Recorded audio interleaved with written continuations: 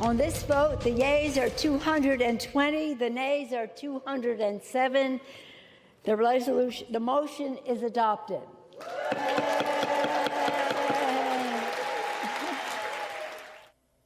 The Inflation Reduction Act officially passed in Congress today. The sweeping tax, climate, and health bill will land on President Biden's desk next week, and not a single Republican voted for it.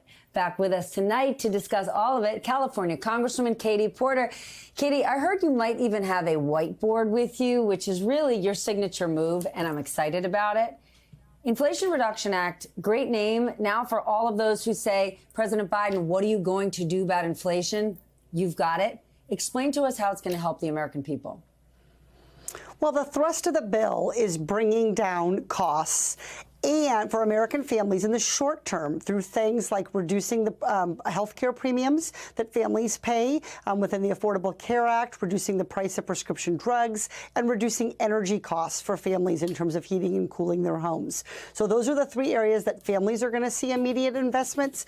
But the other part about this is about creating a kind of strong, stable, globally competitive economy that's going to have the kind of energy independence and energy security that will help us fight forces like global instability that can lead to inflation in the future. So I think this is a terrific economic plan in that it both addresses short-term concerns, where are American families right now, but also as a mom, as someone who's thinking about the future, this sets us up to equal and best our global competitors in terms of the economy of tomorrow. There are some Republicans out there warning, with the passage of this bill, there will be, quote, an army of 87,000 IRS agents coming for Americans earning less than $75,000 a year. You want to fact check that? What a load of malarkey. That is just not true.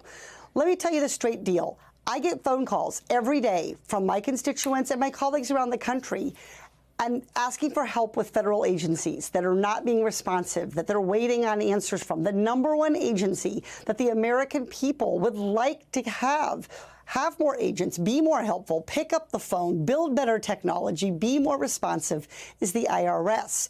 So this is an investment in allowing the IRS to modernize and prepare for the wave of anticipated retirements in customer service agents that we're already facing. The audit piece of this is focused on big corporations. And that's exactly why you're hearing Republicans who are beholden to those big corporations try to weaken and attack this piece. The reality is the focus of the bill on the audit piece is on big corporations. It's on cracking down on corporate tax cheats. And here's how that math works. For every dollar that we invest in IRS enforcement of the most wealthy Americans and the largest corporations with an army of lawyers and accountants to do their bidding, we can recover $5 in taxes that are owed to the rest of us. And ultimately, this kind of investment is going to let us have a more stable tax structure going forward. It's good you have that whiteboard. You can wipe it off, because I want you to fill it out for me again the next time you're here and explain to me how come private equity firms are still allowed to cheat the system. But we will save that for another day. I want to take the time I have left to ask you what this bill is going to do to address climate change. Absolutely. This bill makes a historically important investment in green energy. And what this is going to do is allow the American economy to best our competitors at winning the green manufacturing jobs of the future.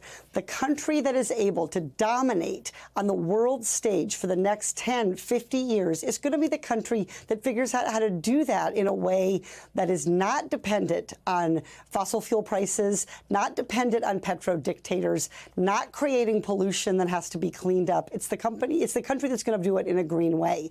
And so this makes a $50 billion investment in technologies like wind and solar that are going to help us do that manufacturing without the costs and the burden of the pollution that we've seen in some traditional manufacturing. So for me, this is about creating good, high-paying jobs and creating the foundation for more high-paying jobs in the future.